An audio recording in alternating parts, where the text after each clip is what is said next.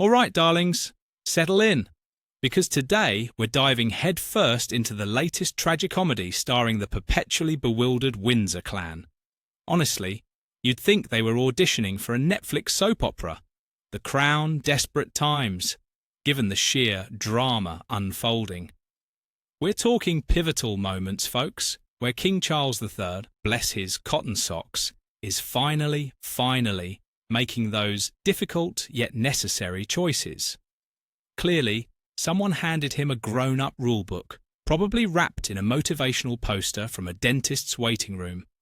After years of frankly embarrassing public displays, endless scandals that clung like cheap perfume, and a desperate scramble for relevance, it seems the old guard is attempting a reset. A deep breath, if you will, before the next inevitable PR disaster sends them spiralling into another crisis. We're here to witness the profound transition, the decisive action, and yes, the heartfelt celebration that only the royals can manage to make sound like a particularly draining day at the office. This is where the comedy truly hits, folks. But before we wallow in the delicious details of their latest manoeuvres, do a girl a solid, will ya? Smash that like button with the force of 1,000 disgruntled royal watchers. Subscribe if you haven't yet joined our exclusive club of discerning cynics who know the real truth. And hit that notification bell so you never, ever miss our deep dives into the utterly baffling affairs of these public figures. Your engagement, obviously, helps us bring these glorious, unvarnished stories to light. Let's be real, the main event, the pièce de résistance of this royal charade, is Charles finally yanking the gilded rug out from under Prince Andrew. Honestly, it took longer than a continental breakfast, but better late than never for the Duke of York, who's about as ducal as a discount store doormat. For years, this man-child has been a festering sore on the royal brand, a constant cringe-worthy reminder that even blue blood can turn spectacularly green. The air around Buckingham Palace suddenly lighter? Darling, it's because Andrew's toxic cloud has finally drifted, probably to a private island somewhere, paid for by, well, we won't speculate. Clearly, the crown jewel of embarrassment had to go. The definitive step? Oh, it was a Friday, of course, because nothing screams, we're totally in control, like a Friday news dump. The palace, in its infinite wisdom, declared Andrew was relinquishing his remaining titles. Relinquishing, as if he had a choice. You can almost picture him, clutching his royal stationery, tears streaming, as his undeserved privilege was pried from his clammy fingers, like removing a stubborn barnacle from a rusty hull. It wasn't subtle distancing, it was a full-blown eviction from the royal Rolodex, a severance so decisive it probably echoed through stately halls. A formal and final acknowledgement of the blindingly obvious, really. After years of public outcry so loud it rattled the Queen Mother's teacups, Charles finally grew a spine, or at least borrowed one. And the public? Well, they've given a collective, weary, about damn time. A nod of approval if you're feeling exceptionally generous. Some, bless their optimistic hearts, still want Parliament to officially strip him bare, military titles and all, because a royal press release just isn't as satisfying as a public shaming. But hey, it's a start. It signals Charles is willing to throw one family member under the bus to save face. Clearly a strategic move to show he's modern and accountable. Honestly, it's less about genuine institutional integrity and more about desperate damage control. A last-ditch effort to patch up the sinking ship before it takes on any more water. They're simply trying to restore faith in a judgment that was clearly lacking for decades. Oh, the personal toll. You can almost hear violins playing for King Charles III, burdened with expectation. Clearly, guiding the monarchy through turbulent waters is such a chore when you've got a rogue brother acting like a bull in a very expensive china shop. But fear not. Sources close to the palace, presumably the same ones who always know exactly what Charles is thinking, report he's absolutely thrilled. Andrew's been sent packing. Imagine his face, glowing like a freshly polished crown, now that the institutional equivalent of a rotting fish head has been removed. Suddenly, Charles is beaming in public, radiating a relaxed and confident demeanour. Funny how a little common sense can do that, isn't it? Gone are the days of shuffling anxiously. Now he's practically skipping. This isn't just joy, it's a meticulously crafted PR strategy. A monarch who looks unburdened obviously projects stability, because nothing says everything's fine, like a king who finally got rid of his problematic sibling. His visible happiness simply proves the biggest headache has been surgically removed, allowing him to refocus on shaking hands and waving. What a relief indeed for the man who merely inherited a whole heap of mess. Meanwhile, amidst all this internal restructuring, which is royal speak for finally cleaning up our own mess, the monarchy is apparently busy being a unifying national symbol. And how, pray tell, are they doing this? By bravely sending out a tweet for Diwali. Oh, the sheer effort! A delightful and significant message, they called it, as if Charles himself was meticulously crafting the emoji choices. Wishing a very happy Diwali to everyone celebrating the Festival of Lights in the UK and around the world. Groundbreaking, truly. And just to prove they really meant it, they slapped the official palace emblem on a specially designed card. Because nothing says heartfelt inclusivity like official stationery, right? Clearly, someone in the PR department realised that ignoring the third largest religious community in the UK might just look a tad bit outdated. Charles, who's suddenly discovered his inner multi-faith guru, has long expressed a desire for the Church of England to protect all faiths. Convenient that this enthusiastic recognition of a colourful, sparkling festival, symbolising light over darkness, knowledge over ignorance, is obviously a stroke of genius. It's not just respect, it's a strategic manoeuvre to look relevant and respectful to the diverse populace. Honestly, you can practically hear the collective sigh of relief from millions of citizens who now, thanks to a palace tweet, finally feel like they belong. What foresight! What profound understanding of modern Britain! Or perhaps it's just a desperate attempt to stay afloat in a rapidly changing world, one glittery card at a time.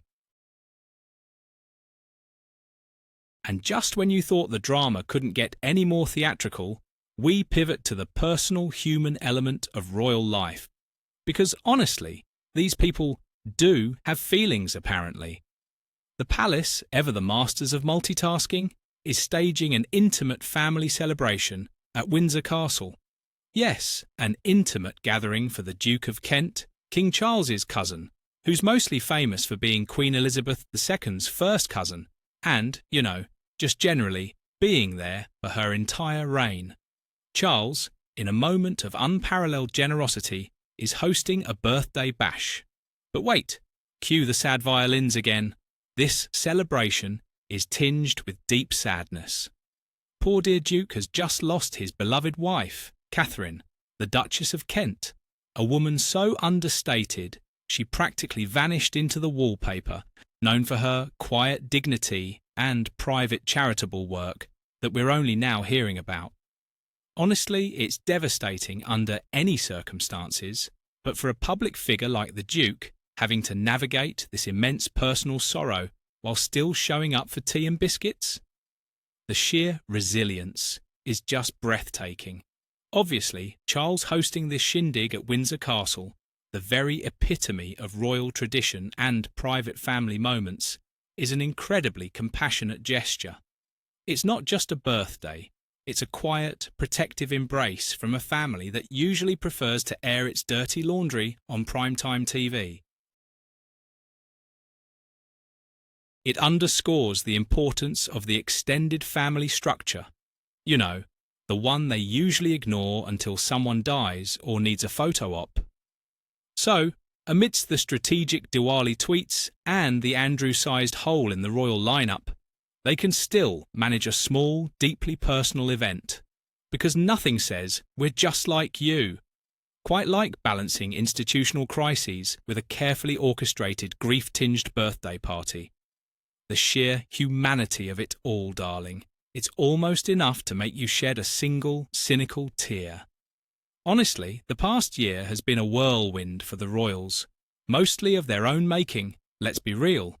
Between the inevitable losses that come with having relatives older than sliced bread, R.I.P., Queen Elizabeth II and Prince Philip, and now the Duchess of Kent, who apparently existed. And the constant barrage of self-inflicted, damaging and distracting headlines. Oh, Andrew, you truly are the gift that keeps on giving. One can only imagine the sheer exhaustion. Who knew being born into immense privilege and marrying into it could be so terribly tiring? Even Fergie, bless her perpetually optimistic heart, manages to pop up just to remind everyone they're still, well, Fergie. Her recent antics, of course, adding another layer to this exquisitely layered cake of chaos.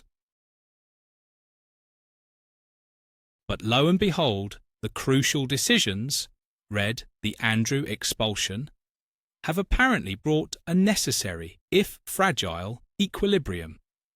Because nothing says stability like finally jettisoning the dead weight that's been dragging you down for decades, clinging like a particularly persistent limpet. The hope is that the senior working royals, those tireless souls who actually do things, can now focus on their designated tasks, missions, and charitable endeavours. Imagine a world where they don't have to constantly put out fires started by their own relatives. They've finally got psychological space, presumably to decide what designer outfit to wear next, or perhaps which organic vegetable patch to tend. The optimism is practically palpable, darling, like cheap hairspray. Sure, some ungrateful peasants still want Parliament to finish Andrew off completely, but the palace moving decisively after years of dithering is assurance enough, right? It clearly signals that Charles's new reign is attuned to the demands of the modern public, or, just desperate to save its own skin. This powerful deterrent and clear demarcation point essentially means mess up this badly, and even we can't save your sorry arse. It's Charles finally establishing boundaries for his future monarchy. A monarchy that, let's face it, needs all the boundaries it can get. So what have we witnessed in this latest instalment of As the Crown Turns? A complex and highly effective demonstration of the monarchy's ability to adapt, or rather, its ability to finally clean up after itself when the stench becomes unbearable. King Charles III, the strong leader who took decades to make a painful choice about his brother, has apparently prioritised the crown's reputation above personal sentiment. What a hero! This act has, of course, begun the crucial process of healing, because nothing heals a gaping wound like a belated band-aid, slapped on with maximum PR fanfare. Simultaneously, darling, the monarchy demonstrates its relevance through proactive engagement. One Diwali tweet, bless their cotton socks.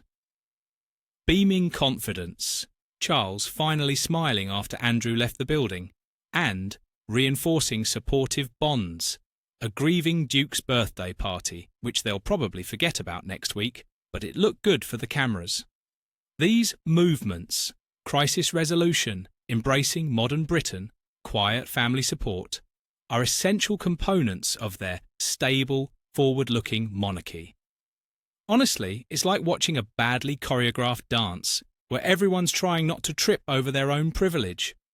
The current stability clearly means Charles is successfully charting a course that honours tradition while desperately trying to look transparent and inclusive in the 21st century.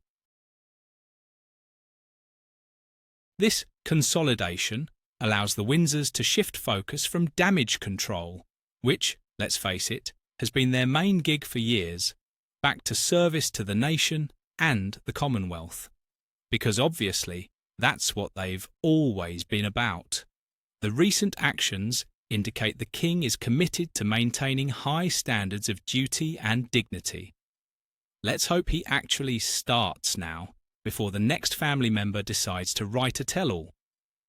So, you discerning cynics, what are your thoughts on this royal circus? Do you believe the palace has finally done enough about Andrew, or should they just launch him into space with a one-way ticket? And how important do you find their proactive engagement with diverse communities? Like, did that Diwali tweet truly mend the fabric of society, or just offer a fleeting glimmer of wokeness? Share your perspectives and insights below. We live for your venomous contributions. Don't forget to like this video if you found this analysis delightfully informative. Subscribe to stay updated on all matters concerning the royal family, and join us next time for our next detailed celebrity and royal update. Until then, may your days be less dramatic than a royal family gathering and your tea scalding hot.